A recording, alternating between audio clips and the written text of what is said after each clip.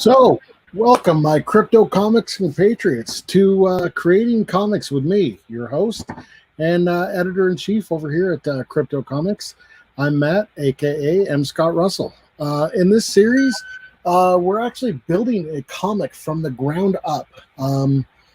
Today, we'll be working on actually adding a voice to these characters and a slight nuance from them.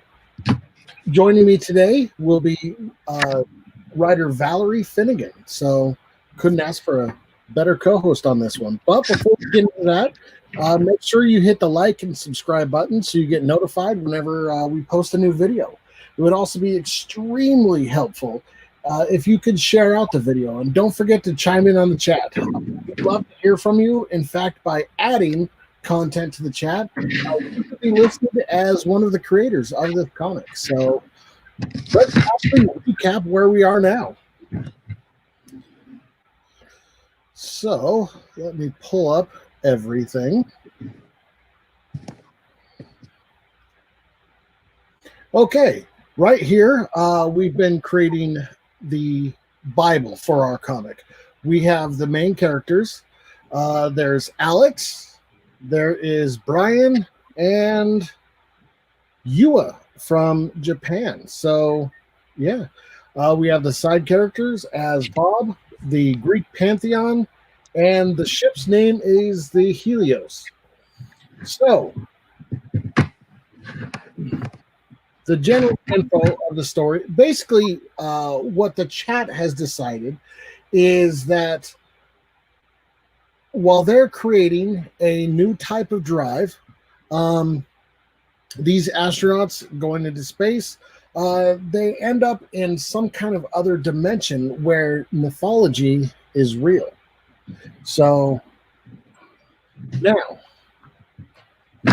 while I am showing off that, I wanted to talk about these comic books. And the reason they're so important is any single time I ever have an idea for a character or for a storyline or a game or something like that, I always carry around these comic books, and I'll just make a quick note.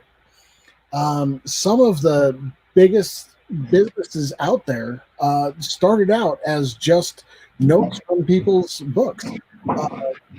Airbnb, if you ever actually get the chance, research that story. It's a pretty interesting one. You might actually really enjoy it. So, what I've done with the Bible so far is I've taken the chat suggestions and I've added a few things that I've just kind of taken over the years. So, let me get all of this worked out over here. I'm sorry about this, everybody. I'm having a little bit of technical difficulties. Okay. It looks like we already have a lot of these ideas from the chat. All right. So joining us today, like I said, is Valerie Figgin. Hello there. How's everybody doing? How's it going? Well, it's going all right. I made it to my recliner today, so.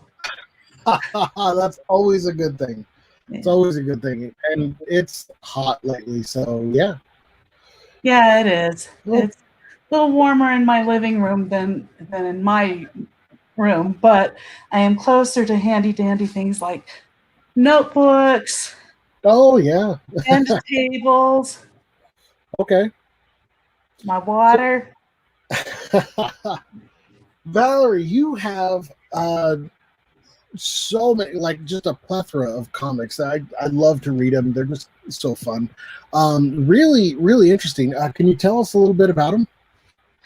Okay, well, Tiger on the Storm was a rather unusual case of me being personally asked by the family of the late Air Force Major General David Sawyer to adapt his journal from Desert Storm Oh, wow. into comic book form. And they had asked me, after seeing previous work on projects like Korean War and Untold Stories from Iraq and Afghanistan. Anyway, so the result of adapting his journal is the comic book miniseries Tiger on the Storm. He was one of the wing commanders of the Air Force 23rd Tactical Fighter Wing, which had taken the moniker the Flying Tigers, hence the name. Yep. And then, oh yeah, you've got some nice images from that there. Yeah. Yeah. And then there was my latest, The Real Women of the U.S. Military, the WASP. Oh, yes. Yeah, that was that came about because, well, I was inspired by a couple of ladies I knew who had served during World War II. And, you know, I'd sit and let them talk to me and tell me whatever. And I realized that all the comics I've written were all from, you know, from a male point of view. And so I kind of wanted to pay some respect to the ladies. Okay. And I picked the women Air Force service pilots because, in case you haven't figured, I am kind of into military aviation. And also because these were the least known veterans of World War II. They were not even recognized as veterans until 1977. Oh, wow. Now, And and their records were sealed and classified until 1984. that was insane to me. That's, yeah. So I remember when I was flipping through, I was reading this page, and this woman actually volunteered to tow targets. So people, that, just, yeah, that's not something that I'm brave enough for. One of the women I talked with, actually, now she wasn't a WASP, she was an airwhack, but she was allowed on a WASP flight, and they were doing some target towing. She was terrified. And oh yeah, we had Hazel Ying Lee. Her story in there. She was the first Chinese American woman to fly for the U.S. military. And this was during a time when the Chinese Exclusion Act was still the law of the land. Okay. And then not long after her came Maggie Gee, the second Chinese American woman to fly for the U.S. Oh. The first two. And then Mildred Rexroth on Oglala Sioux. They ran with them. They kind of rounded out the first three women of color to fly for the U.S. military. Okay. And I really had to get their stories and so much more. There was so much that I couldn't even fit into the book. Really? Yeah. So I do have a little bonus for people who actually read the book. There is a website listed, and if they go to it, they can get all kinds of bonus content. Okay. And what is that website exactly? It's on Tapas. The webcomic hosting site, yeah, Tapas, and it's the Real Women of the U.S. Military. You just look it up there. Okay. Now you actually have a nonprofit organization, I believe. Yes, the Stories of Service Foundation. Okay. I established that mainly to help me continue the work I had been doing right along, and even possibly expand it. Well, also, oh gosh, just getting the books out there to more people, um, and so that the work can continue, even as my health deteriorates. Mm. Yeah, you don't want to look at that stuff. I haven't edited. That's still under construction. Okay. Yeah. I got to put more artwork up in the art gallery. All right. And I do have plenty of that. Richard O'Hara, who was the artist for Tiger on the Storm, graciously donated all his original pages, to the effort. Oh, wow. And and there's just so much more that will happen once we get this plague out of the way and we can hit the ground running on the convention circuit. Oh, I can't wait. Yeah, that's where we first met, actually, was at the Fandom Con. And, Yeah. So, okay. When it comes to actually writing these characters, how is it that you're able to write them so well? I mean, they all seem so different. Well, with then Colonel Sawyer, it was easy to get his voice because I was writing, directly from his journal. There were some parts where he would write very stream of consciousness, and so I'd have to kind of, order things, put them in a narrative structure. But other than that, and tightening things up so they fit in the word balloons. Other than that, these were his own words. Okay. And even things going through his head. It was terribly fun to write, because he was besides being a rather awesome pilot, he was a very decent guy with a very sly sense of humor. Really? Yeah. But he was also very hard on his sleeve, especially about the people under his command. Losing even one or two broke his heart like nothing. And his journal also included little things about what's going on at home.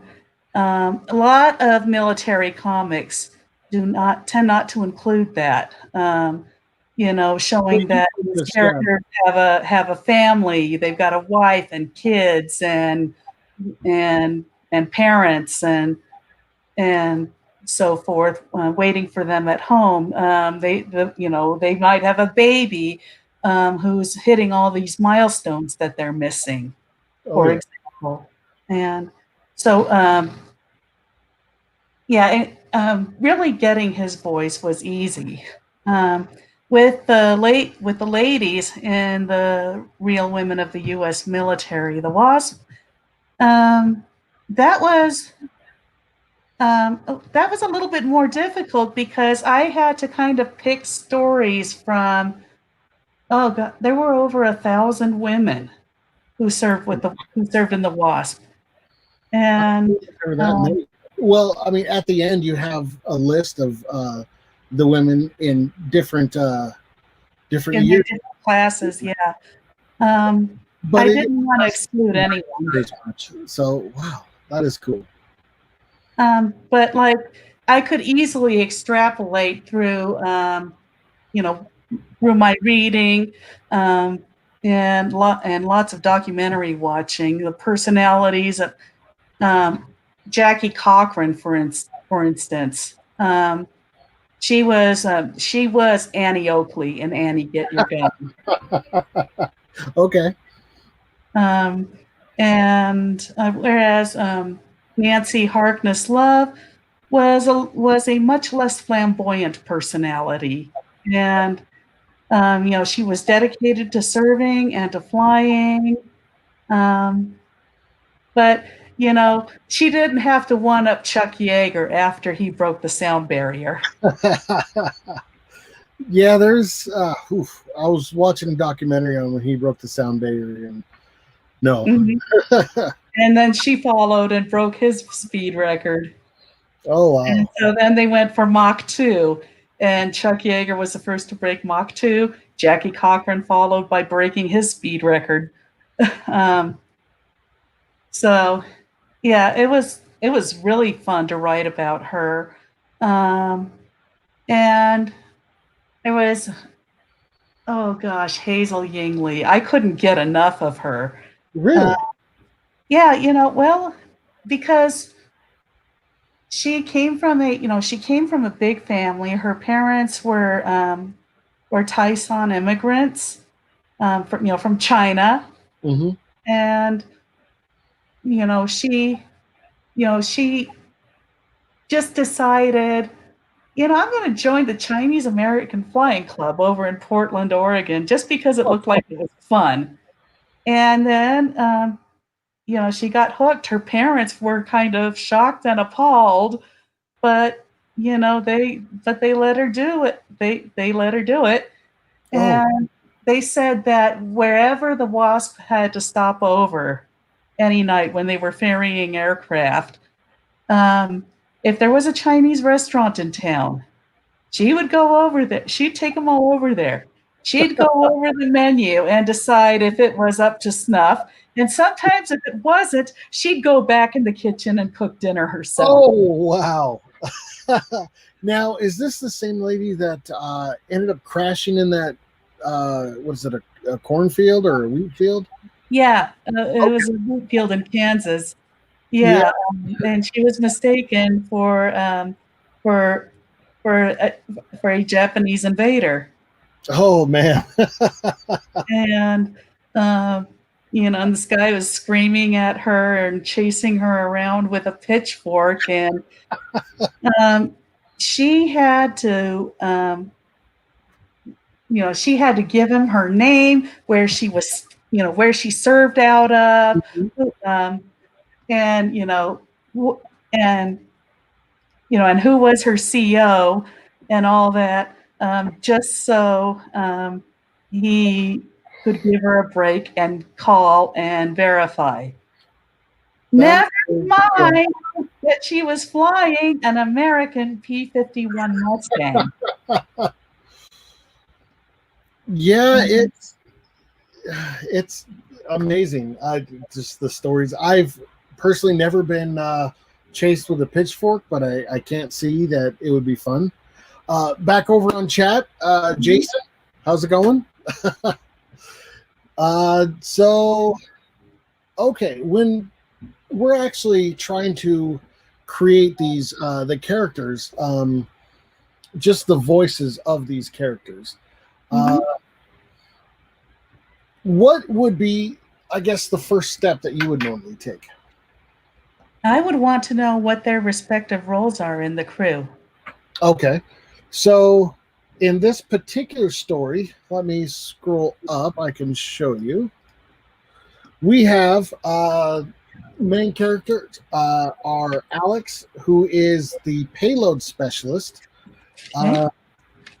is a more unisex character. We have Brian, who's mission command / pilot. And we also have, I know I'm going to pronounce this wrong and I'm going to butcher it. Yua Tus. How's it spelled? Tsuki. Tsuki. Oh, okay. And she is the mission specialist. So what we've done so far is just kind of outlined a little bit. Alex is 35-year-old astronaut, most experience of the crew, enjoys things like swimming, appearing in background on TV. mysterious and caring, but also very stingy and a bit moody. We have, or sorry, that's Alex. Brian is 34 years old, pilot who enjoys sports and reading comics, of course. He is inspiring and relatable, but also very rude and a bit untidy. Now, Yua is 29-year-old scientific researcher who enjoys solitary card games and meditation. She's smart and can also be very unkind and a bit moody. Due to her solitary nature, most people find her off-putting. She's always feels as though she needs to prove herself. So she's an introvert with a chip on her shoulder. A little bit, yeah. Okay. So with these characters, as we stated, they're working on that essentially a drive that it is a theoretical drive that NASA has put out a bunch of studies on and essentially designs almost based off of Star Trek, where it's folding space in order to get from point A to point B. Okay. Like a tesseract. Yes. So they're essentially, she's in charge of that aspect of the mission. And it goes, of course, because it's a comic book, horribly wrong. Now, the only thing that NASA has said that, hey, they're really worried about is a buildup of dark energy around the drive. They said that happened in simulations. Of course, this isn't, being built or anything like that, but we're going to pretend it is. That dark energy puts him in the other dimension where we have essentially the Pantheon. Ooh. How many mythologies are we going to be working with? Well, at first, so what the chat has decided was that they're going to go through a series of challenges, kind of like the Hercules type challenges, where we actually get to see several of the characters and the Pantheon essentially, and then at the end they're okay. We're on our way home. We, the ship's fixed. Everything should be working, and they end up in Norse mythology. So we can kind of repeat the process with that. I see that. Okay, so we're starting out with Greek then. Yes. But we do eventually want to hit up every single mythology. I'm actually looking forward to like Chinese and maybe even adding some like Jamaican. I think that'd be kind of fun, Yeah. West African. Oh yeah. We would have a lot of fun with all of that. I would think it would be important to consult with some people from those cultures, to make sure that we give the mythology its due respect. Okay, so you're definitely saying we gotta do a ton of research. Yeah. Or, just have a whole bunch of friends from all over the world and say, hey, I'm doing this. How's the right way to do it? Okay. Social networking is great for that. Oh, yeah. And so that's about what I've got from here. Okay. I would think that okay.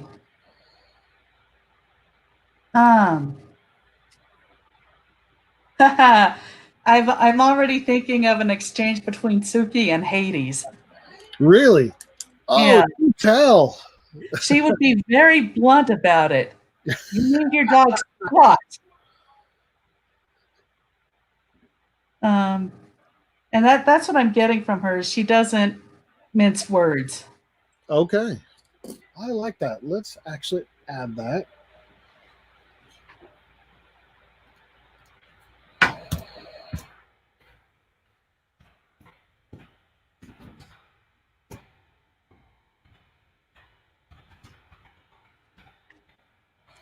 Okay.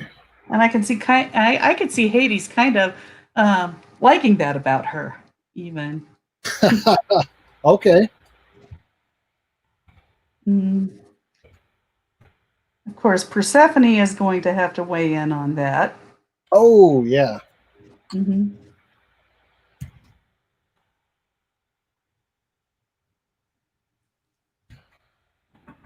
And Persephone is an interesting contradiction. She represents springtime and Mhm. and new light and all that, but she is also queen of the dead.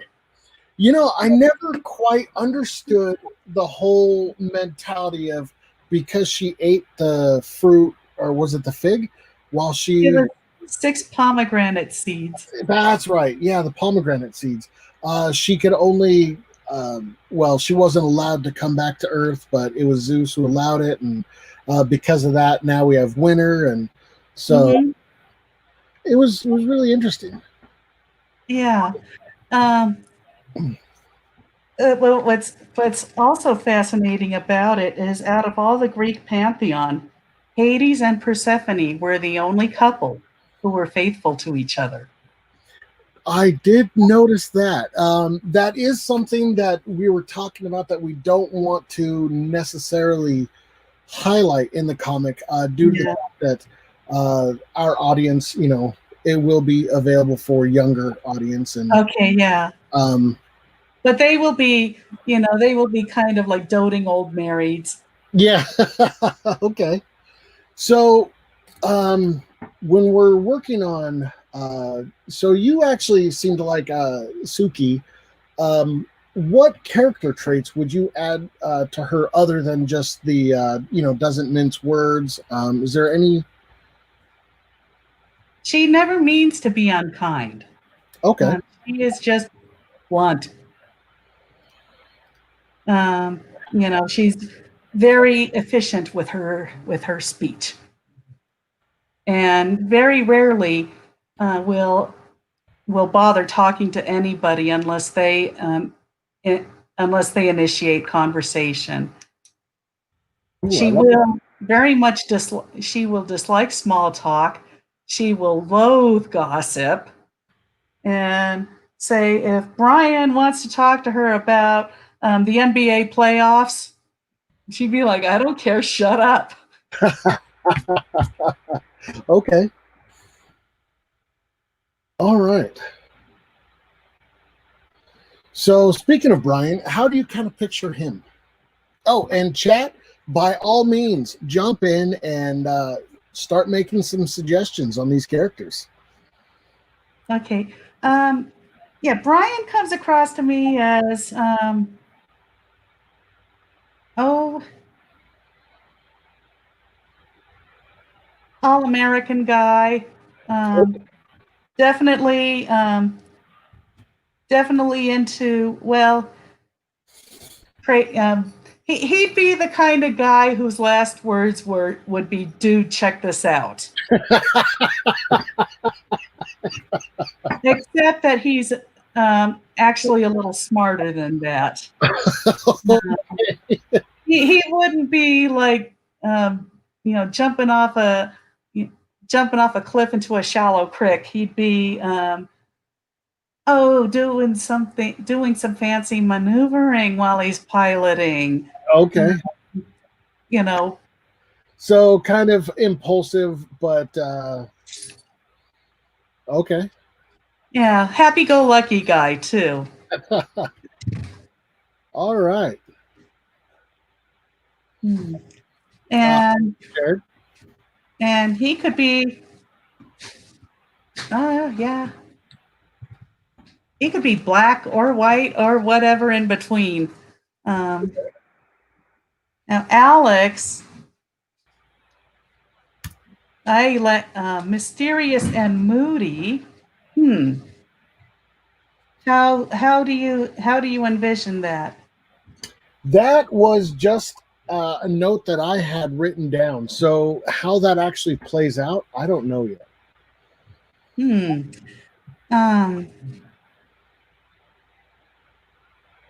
Tall, dark haired, quiet, so he gets along with Tsuki. And Brian kind of needles him a bit. Okay. Because he's not your definitely not your stereotypical guy. He'd more introspective, into books. Oh, okay. So he'd be kind of the resident myth geek, but again, kind of keeps his cards close to his chest. So there will be some dynamic between him and Brian. Brian would be like, "Why didn't you tell me that?" And Alex would be like, "Well, I didn't think you needed to know." And Tsuki would be like, "You didn't even ask."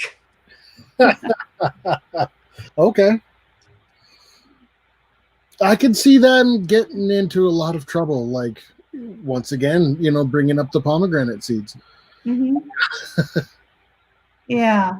I can see the crew in Hades. No, you can't eat that. Wait, what? Why not?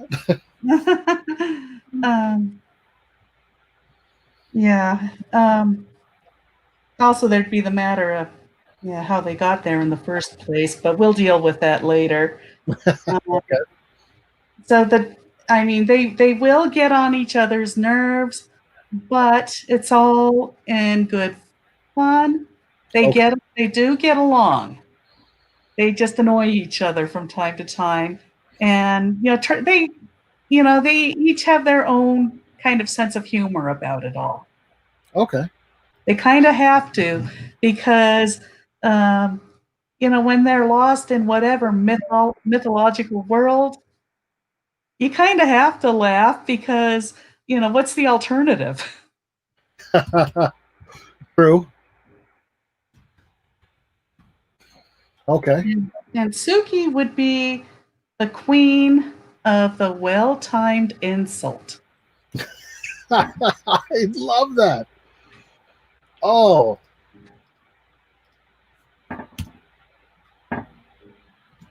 Okay, so I'm writing that down.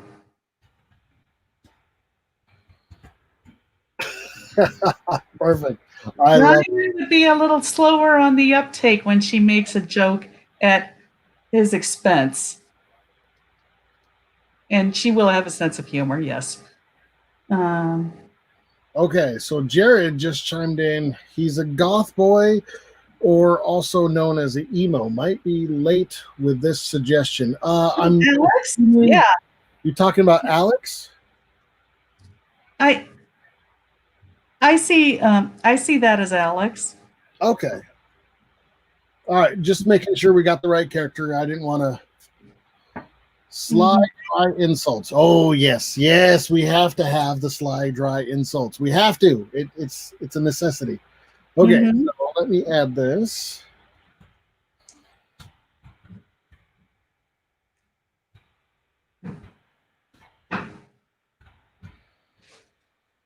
Dark hair.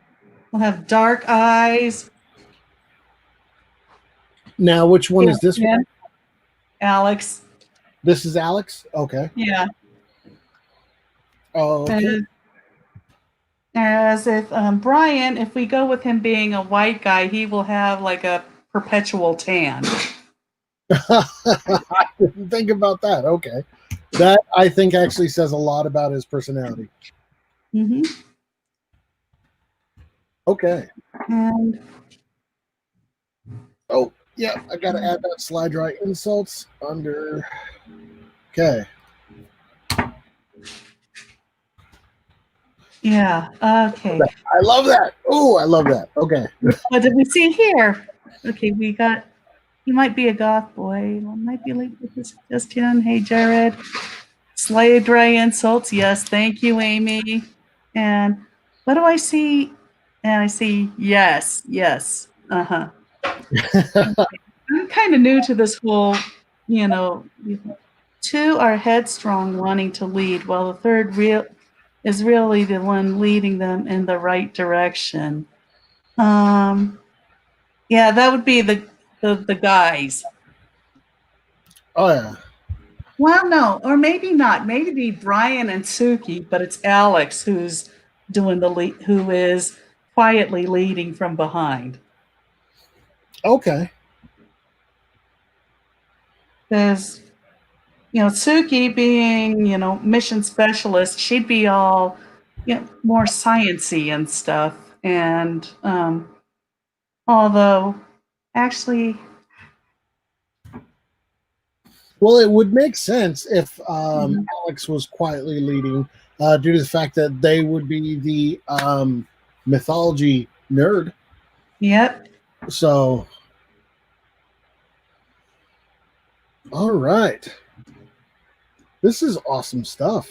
And he would be kind of like the opposite of Brian. Brian, whatever we do with him, he's going to be conventionally good looking, very conventionally good looking.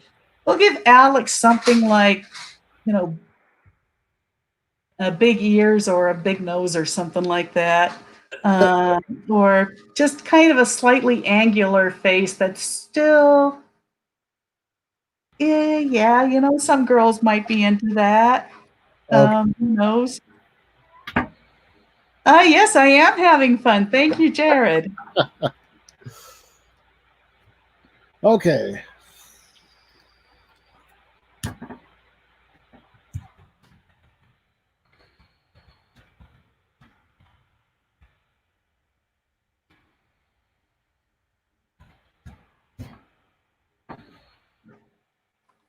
All right. So, yep, just trying to keep up with the. Yeah, so Alex would be kind of tall and skinny, a little awkward looking.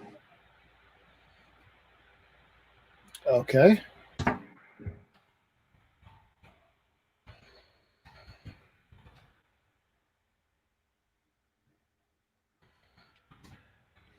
But no glasses. No glasses. The smart guy shouldn't always be the one wearing glasses.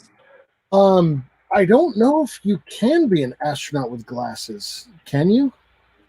Well, I would have to ask one of my in-house consultants about that. Barry, Yeah. do you think a person could be an astronaut and wear well if they need glasses?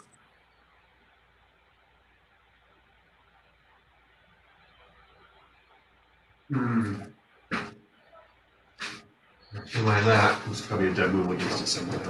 Okay. He's usually my resident expert on the Apollo missions. Oh, okay. Well, looks like Jared says it's like Scooby Doo, like Shaggy and Fred.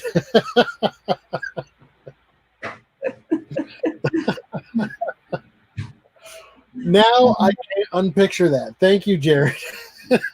Okay, who's Shaggy and who's Fred? Oh, well, you have to have Brian as Fred. Yeah, except Brian would also have the crazy appetite. True. Let's say he was he was a high school football player, and then he played for the Air Force Academy too, and so as a defensive linebacker. So yeah, he'd be a big guy with a big appetite.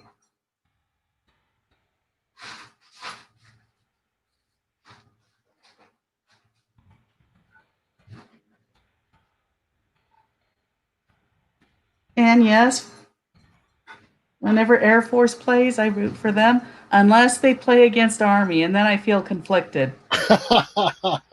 See, I come from the Army and Marine background, so Uh-huh. Yeah, so the Army Navy game is the contentious one for you guys. oh yeah. Yeah. Okay. Yes, we got that. Thank you, Amy. Thank you, Jared. Oh, yeah, great eyesight, just like pilots, having 20/20 vision is a prerequisite to being an astronaut. Thank you, Jared, for the research. If you have 20 up to, it can be surgically corrected. Yeah. Still, giving the smart guy glasses is such a stereotype, don't you think? It is. Yeah. Yeah, we could skip the stereotype. Mm-hmm. Okay, so then, what is this? What is the nature of this dark energy? So I mean, the characters can't know it right away, but we can. dark matter is something that they've identified, but haven't really been able to research it that much. Everything I've read about it, and I've watched, various videos from Neil deGrasse Tyson where he's talking about it. I still don't exactly understand everything about it. Yeah, it's really confusing. And he's like, what did he say? It's yeah. I could not explain it other than to just say, hey, it's there. And maybe look up, some random mumbo jumbo from NASA and just kind of technobabble it. Yeah. Star Trek. Yes. It's really, the dark energy is kind of the MacGuffin. Jared's already chimed in on the chat with what it is. Dark energy is the name given to a mysterious force that's causing the rate of expansion of our universe to accelerate over time rather than to slow down.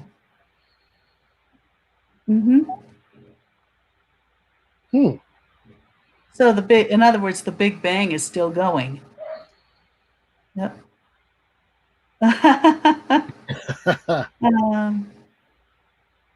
Okay, so then.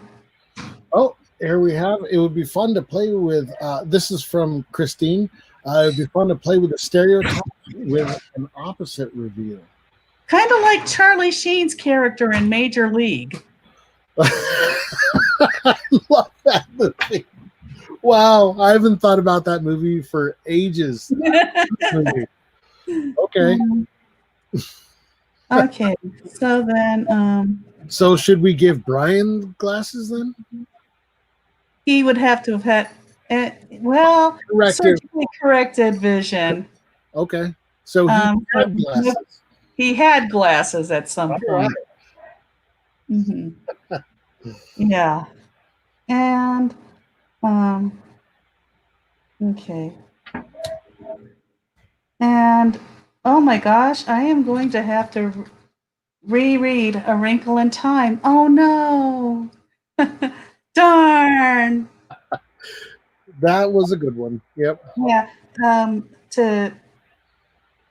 To borrow some technobabble for their theoretical drive. Okay. So Jared is saying Tsuki. Are we referring to the glasses? No, I don't think she needs them. All right. Let's see. We covered a lot of physical attributes and kind of personal attributes as well. Okay. Oh, right. The Wrinkle in Time is awesome. So it is. Madeleine L'Engle was kind of she kind of followed up my other favorite writers, the Inklings. The Inklings, I'm not familiar with. It was G.K. Chesterton, C.S. Lewis, and J.R.R. Tolkien. Ah, okay. Yeah, I actually got my kids watching the Lord of the Rings, and afterwards we're going to read them. So, Yeah. all right. I think we have enough to go on, so we can actually begin writing the script. What do you guys think in the chat? Do we need to add any more? I love that. You just shout something out in the chat and then wait for a while. Somebody will chime in.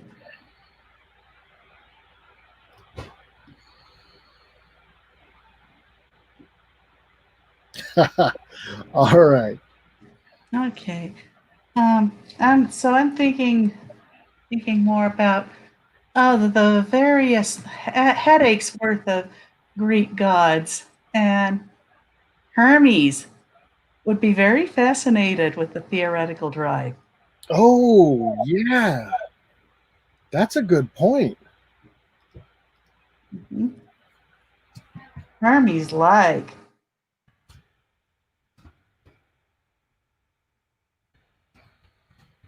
But if we get into Norse mythology, our Loki would want nothing to do with it. Okay. Except to find ways to prank the crew. We could have Loki manipulating everything from the get-go. Mm-hmm. Okay. All right. Well, once again, this is Valerie Finnegan. Just to give everybody a reminder, you can actually check out her books on the system right now under cryptocomics.com/Valerie Finnegan. And let me get this. Haha. Oh, it's been going this whole time. Well, Loki and Hermes working together. Interesting idea. Jared, okay, we gotta mute me because we got the dogs barking. Okay, so we have Valerie Finnegan. Yeah, you can check out her comics at cryptocomics.com/Valerie Finnegan and sign up right now. Just come down here to her profile and click the sign up. She's got a whole bunch of active open invitations right now. You can check out her books, Real Women of the Military, U.S. Military, The Wasp, and Tiger on the Storm, which is just a phenomenal series. Okay. You can also pick up her books, physical copies of the books or the digital downloads right here on indieplanet.com. Real Women of the Military, The Wasp. So let me add. There we go. There's the link for that book. And Tiger on the Storm, issue 1, which I cannot recommend these enough. I love these. Okay. Valerie, you there? Okay. Yes, okay. I am there. All right. Yeah. So, yeah, Tiger on the Storm right there. And number 2.